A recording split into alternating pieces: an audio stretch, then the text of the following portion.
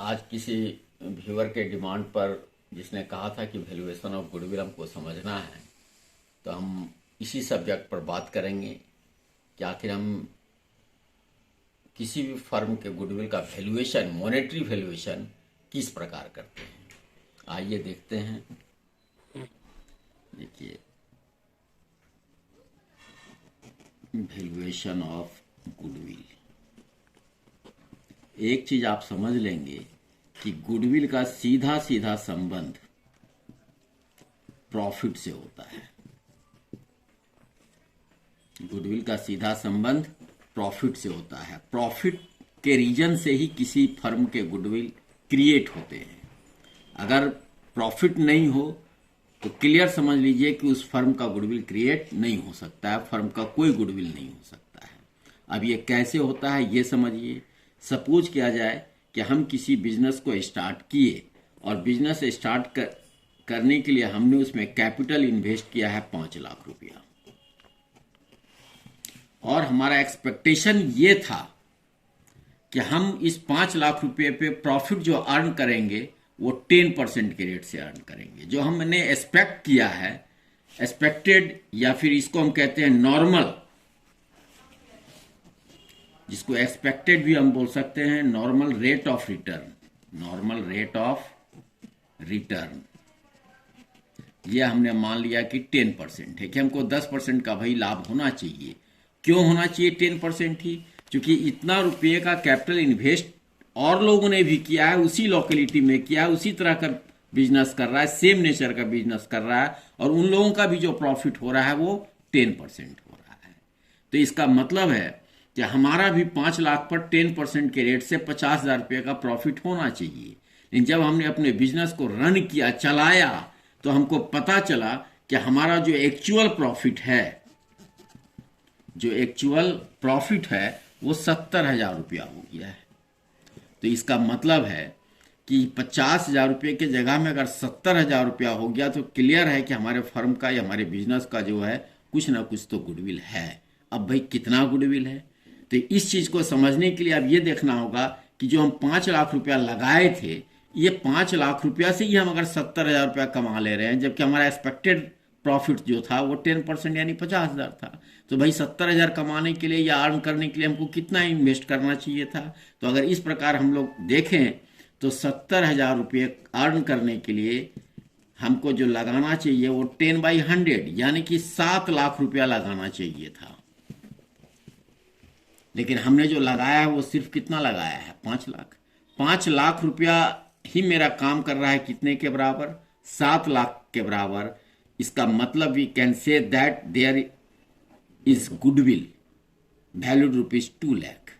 इसका मतलब है कि हम क्लियर कर सकते हैं कि जो हमारा गुडविल है वो 7 लाख माइनस 5 लाख यानी कि 2 लाख रुपये का गुडविल है। क्यों ऐसा 2 लाख हम कह रहे हैं? क्योंकि हम 5 लाख रुपया लगा के 70,000 कमा रहे हैं, जबकि नॉर्मल रेट ऑफ रिटर्न यानी हमने जो एक्सपेक्ट किया था वो 10% का ही प्रॉफिट अर्न होना चाहिए था। लेकिन अगर 70,000 हो गया तो 70,000 अर्न करने के लिए हमको 7 लाख रुपया होना चाहिए था। इसका मतलब है कि मेरा 5 लाख रुपये का कैपिटल ही 7 लाख का वर्क कर रहा है, काम कर रहा है। तो इसका मतलब 2 लाख रुपये का हमारा गुडविल है।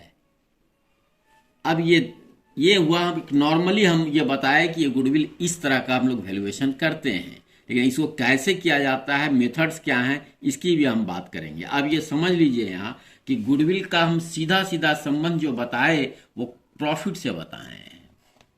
अब ये प्रॉफिट अगर हम बात कर रहे हैं तो कौन सा प्रॉफिट है इसको आपको समझना होगा। तो देखिए, प्रॉफिट का मतलब है regular profit, recurring nature profit.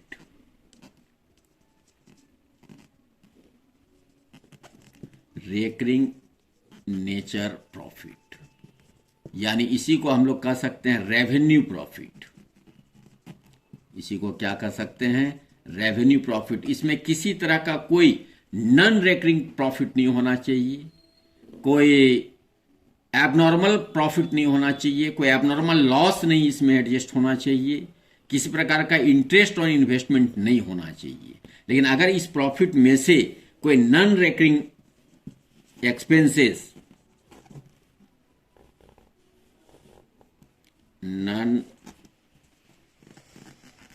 Recurring expenses आप माइनस कर चुके हो तो इसको प्लस करना होगा। अगर कोई एबनॉर्मल लॉस कोई माइनस कर चुके हैं तो इसको भी आपको प्लस करना होगा। कोई नॉन रेकरिंग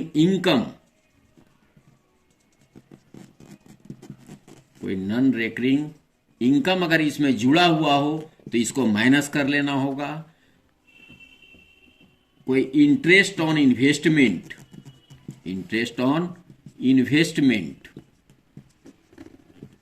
अगर इसमें जुड़ा हुआ है तो इसको भी माइनस कर लेना होगा। यानी इस प्रॉफिट में से जब हम इसको एडजस्ट कर लेते हैं तब जो हमारे पास प्रॉफिट आता है तो इसको हम लोग कहते हैं एडजस्टेड प्रॉफिट।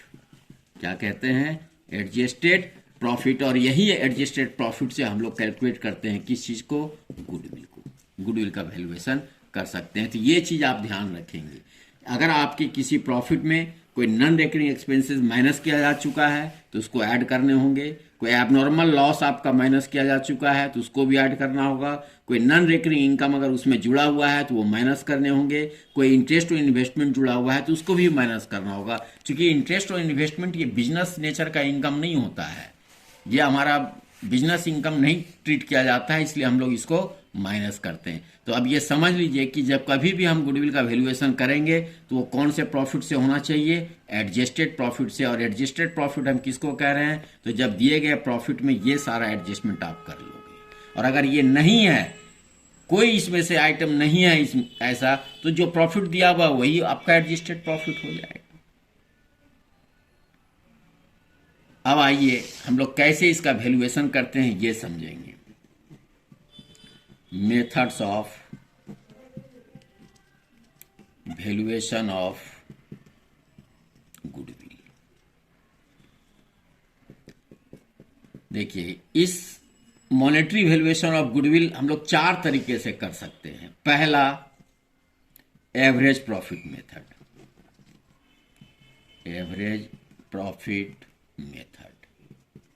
और तब इस एवरेज प्रॉफिट मेथड के अंदर भी हम 2 तरीके से कर सकते हैं, जिसमें पहला है सिंपल एवरेज प्रॉफिट मेथड।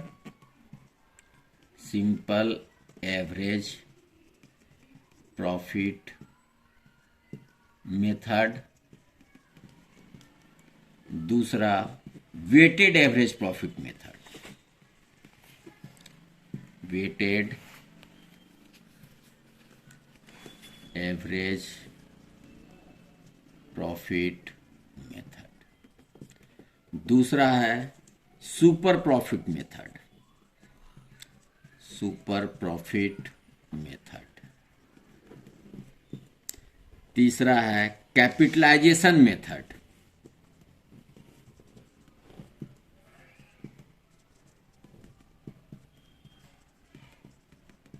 और तब इस कैपिटलाइजेशन मेथड भी 2 तरीके से हम कर सकते हैं। पहला, कैपिटलाइजेशन ऑफ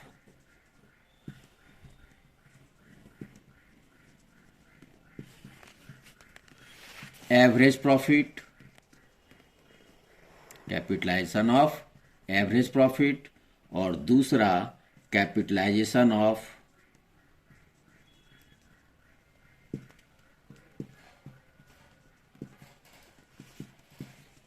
सुपर प्रॉफिट। और चौथा, एन्युटी मेथड।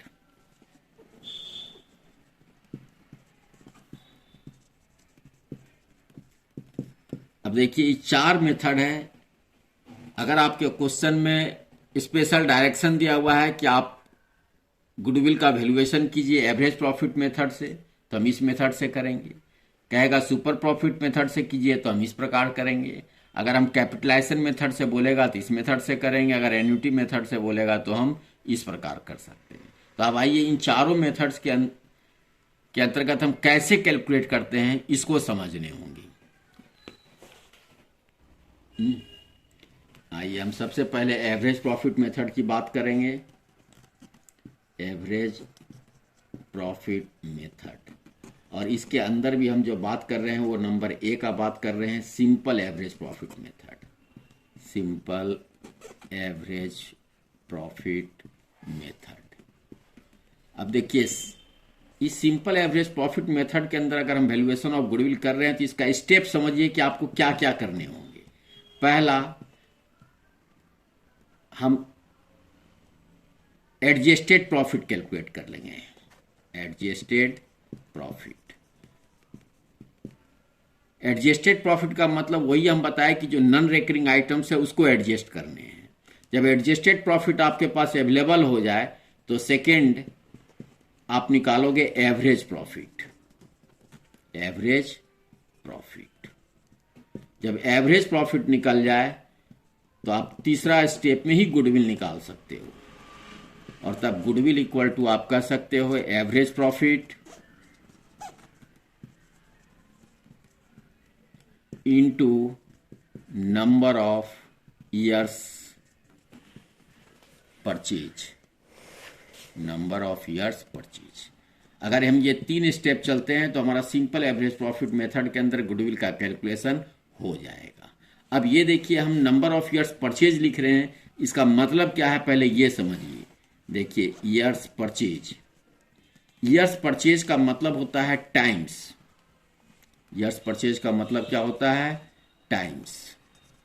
जैसे कहेगा 2 ईयर्स परचेज, 2 ईयर्स परचेज, तो इसका मतलब हो गया 2 टाइम्स। 3 ईयर्स परचेज, इसका मतलब हो गया 3 टाइम्स। 4 ईयर्स परचेज, इसका मतलब हो गया 4 टाइम्स। जब ये क्लियर आपके पास है तो आइए अब हम इस मेथड से कैसे गुडविल कैलकुलेट करते हैं उसको हम लोग एग्जाम्पल लेकर के समझते हैं। देखिए हम यहां लिख रहे हैं goodwill of the firm is to be valued at 2 years purchase, 2 years purchase of average profit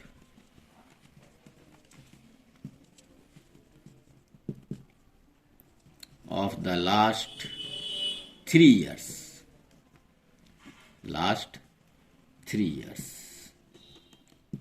The profit of the last 3 years were rupees 6,000, rupees 7,000 and rupees 8,000। बस इतना ही हम समझ रहे हैं। क्या कहता है? Goodwill of the firm is to be valued, किसी फर्म का जो गुडविल है उसका मूल्य होगा 2 ईयर्स परचेज। 2 ईयर्स परचेज का मतलब हो गया 2 टाइम्स, मतलब 2 गुना of the average profit of the last 3 years, यानी लास्ट 3 ईयर्स के प्रॉफिट के एवरेज प्रॉफिट का 2 गुना होगा। अब आपके पास 3 साल का प्रॉफिट दिया हुआ है 6,000, 7,000 और 8,000। तो अगर 6,000, 7,000, 8,000 दिया हुआ है और इसमें कोई नॉन रेकरिंग आइटम का बात नहीं किया हुआ है, तो आइए इसका मतलब है कि जो मेरा एडजस्टेड प्रॉफिट, जो हमारा एडजस्टेड प्रॉफिट है वो बिल्कुल क्लियर है कि वो 6,000, 7,000 और 8,000 ही है, क्योंकि यहाँ कोई नॉन रेकरिंग नेचर का आइटम के विषय में मेंशन किया हुआ नहीं है। तो अब हमको एडजस्टेड प्रॉफिट कैलकुलेट करने का कोई जरूरत नहीं है, इसलिए हम लोग अब सेकेंड स्टेप से ही डायरेक्ट चलेंगे। देखिए सेकेंड स्टेप में कह रहा था कि आप एवरेज प्रॉफिट निकालिए, तो आइए हम निकालते हैं एवरेज प्रॉफिट। एवरेज प्रॉफिट 3 साल का अगर लेने हैं तो 6,000 plus 7,000 plus 8,000 divided by 3 equal to 7,000। 6, 7, 13 और 8, 21 को 3 से डिवाइड करोगे 7,000 आ जाएगा। और तब थर्ड स्टेप में हमारा गुडविल डायरेक्ट निकालने का था। Therefore we can say that goodwill equal to 7,000 into, देखिए 2 ईयर्स परचेज बोला था इसलिए हम इसको 2 टाइम्स करेंगे। इसका मतलब है कि हमारे फर्म का जो गुडविल है वो यहाँ 14,000 रुपया है। ये बिल्कुल क्लियर हो गया।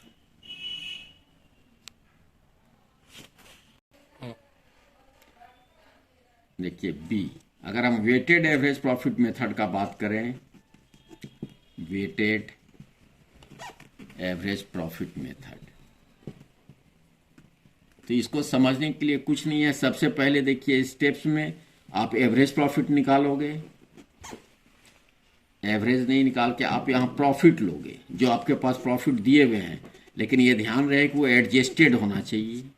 वेट इसके लिए दिया हुआ रहता है, और तब इस प्रॉफिट को और वेट को, जैसे सपोज 3 साल का प्रॉफिट दिया हुआ है 1 2 3, इसका वेट भी दिया रहेगा नंबर्स में, और तब ये दोनों को हम इंटू कर देंगे तो यहां प्रोडक्ट निकल जाएगा। क्या निकल आएगा? प्रोडक्ट। और तब इसको आप टोटल कर दोगे तो ये सिग्मा प्रोडक्ट हो जाएगा। तब हम इसके बाद निकाल सकते हैं वेटेड एवरेज प्रॉफिट।